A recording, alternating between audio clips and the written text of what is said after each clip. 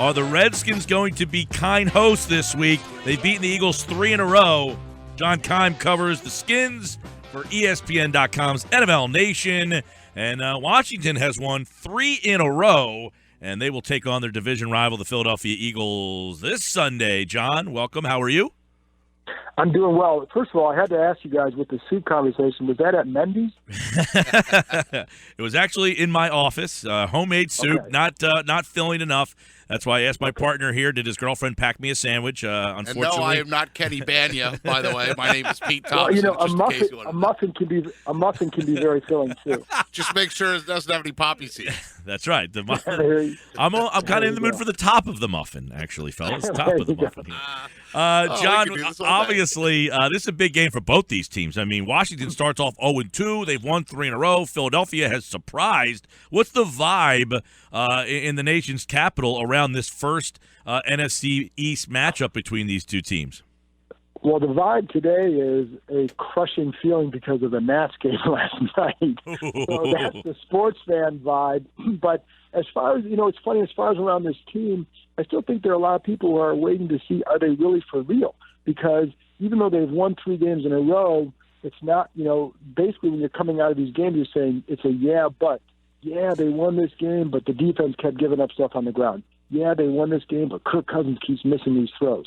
So, yeah, they won, but the running game wasn't there. So they have yet to play that all-around game that I think people will then fully embrace them over. Whereas with the Eagles, you guys know, you look at them saying, wow, they're 3-1, and they have a 6'5" really good young-looking quarterback to build around. So there's a lot of excitement because of that. I think here there's still not – I think there's still some people who are waiting to see, are they really any better, or is this the same team as last year? Well, this week, what are the chances they have to prove this to people without Jordan Reed? Yes, and he's listed as questionable, but what I know is that he hasn't practiced all week, and he's had at least 5 concussions, been diagnosed with at least 5, and it's hard to imagine him playing. I guess miracles can happen, but right now I'd be surprised if he played. That is Kirk Cousins' security blanket. So that takes away a very good weapon from them. He's a guy that, listen, the Eagles remember that in the last game last year, he had, 9 catches, 126 yards. He couldn't be stopped. And he's a guy that defenses now, if you're not getting the ball to him, he's still opening up lanes for other people because you see defenses cheating to him all the time, bracketing him, etc. So he's a big-time weapon, whether or not he's getting the ball, because they use him, they kind of play off of him a lot. So he'll be a big loss. They still have very good receivers. Deshaun Jackson, Pierre Garçon, Jamison Crowder, a very good trio, and then Vernon Davis has looked all right, and Niles Paul can play there. They're not Jordan Reed at this point.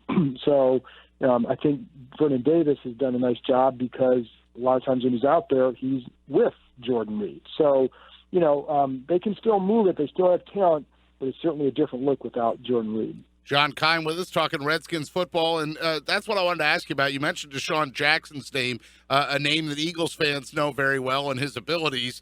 Do you think that if Jordan Reed isn't able to go, then that's the way the Redskins offense maybe tries to structure themselves for those deep balls, or at least a home run ball to D-Jacks? Yeah, well, I think they'll definitely try and do that. And listen, you guys know Deshaun Jackson. He's been a little bit frustrated with some of the touches he's been getting. So I wouldn't be surprised if there's a little bit more of an effort to get him the ball this week. He's had 4 catches the last 2 games combined. That's not going to cut it. I don't care. I don't blame him for being frustrated. He needs to get the ball more because he is a playmaker. So they can get him the ball in other ways that can hurt you, whether on some of those crossing routes, deep crossers, shallow crossers, that kind of thing, in addition to the deep ball. And he's been open a couple times deep where he hasn't gotten the ball. So I do think that he'd be a guy that you'd have to look at. Now, if you're the defense, who are you going to try and take away? You're going to try and take away Deshaun Jackson. So that will be a little bit of a chess match, but I would, if you were looking for another playmaker, he's the guy. I think Jamison Crowder is a guy to watch, too, because he'll probably end up playing more in those 3 receiver sets with Vernon Davis at tight end. But he's a guy that could be a little bit of a matchup, a mismatch, because he does a good job in that slot. And I think you're going to pay attention to Jackson and or Garcon, then you're going to have to leave somebody, maybe in a better spot, and it could be Crowder. Let's follow up with Crowder then, because Mike and I talked about him earlier in the week in that the Eagles are going from the Lions game where they played against a slot receiver that had size and was a big slot receiver, and now Crowder presents a different challenge because he's Anquan Boldin, of course, is who I'm talking about, but then Crowder presents a different challenge because he's so small and so elusive. He is. He's listed at like 5'8". I'm not sure I'm buying that, but that's what he's listed as. He is a former basketball player. He's a very good basketball player in high school, point guard. So when you watch him go on some of his routes, it's almost the same kind of basketball movement as far as trying to shake a defender at half court or the top of the key. He's really good at setting a guy up and cutting back another way very quick. And you've seen him now.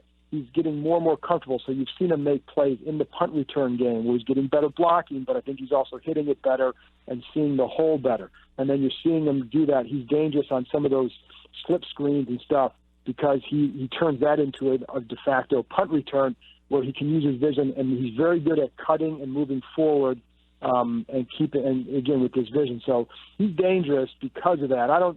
He's not in that upper echelon of slot receivers, but he is a guy who can make plays. And sometimes he can make plays because there's a lot of tension on other guys, but he is a guy who definitely helps them. And isn't that funny that you say Jamison Crowder 5'8", you're not buying it? Well, if you've ever stood by Darren Sproles and seen that, there's two guys that are in this game that aren't anywhere near 6 feet, and they could have a huge impact on the game. Absolutely. And it's funny because when Sproles was available a couple of years ago, that's the guy that I thought the Redskins should have gone out and gotten because he fit what they wanted, and he's done he has maintained a certain level with Philly, as you guys know, and he's fun to watch. And the way they use him, I think, presents problems in the run game for these guys because they get him in that nickel situation. You get 6 in the box. You better get off blocks and tackle him, otherwise he's going to get 12 to 15. And those screen games he uses will pose a challenge for them as well. So yeah, two little guys have a big impact. John Keim, ESPN.com, NFL Nation. Real quick, these two numbers stand out. Washington defense, worst against the run, 5.1 per 130 a game, last in the league. 29% of the time they blitz, most in the East. Wentz has been great. Is this a bad matchup for the Washington defense? Yes, mostly because of the run game. And it's funny because the blitz number it's higher than it was last year. This is not a coordinator who necessarily wanted to do that, but they have been doing it more and getting a little bit more creative. I think the thing with Wentz, I know his numbers are really good against blitz, but his yards per attempt is really low against the blitz too. It's I think it's under 4. So I think there are ways you can still limit him, even though he's getting rid of the ball.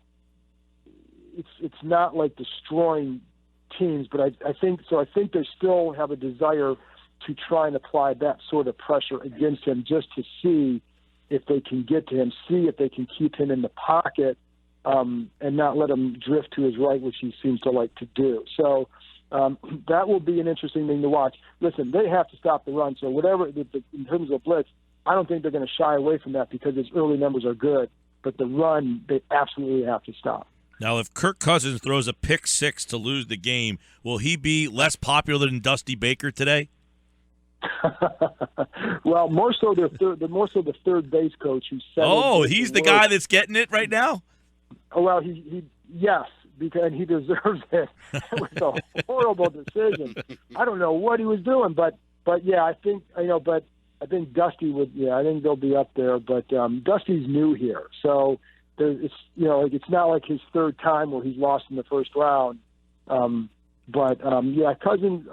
People are still up and down with Cousins, and there's still a definite faction that you have the number 10 holdovers who will criticize Cousins no matter what, and then you have the other side who still says, it's not all his fault. Well, the reality is it is part of his fault because he's missing guys, and he hasn't proven that he deserves a hefty long-term deal by any means. And so I think it's just the hard part for them with him in the long run will be determining his worth.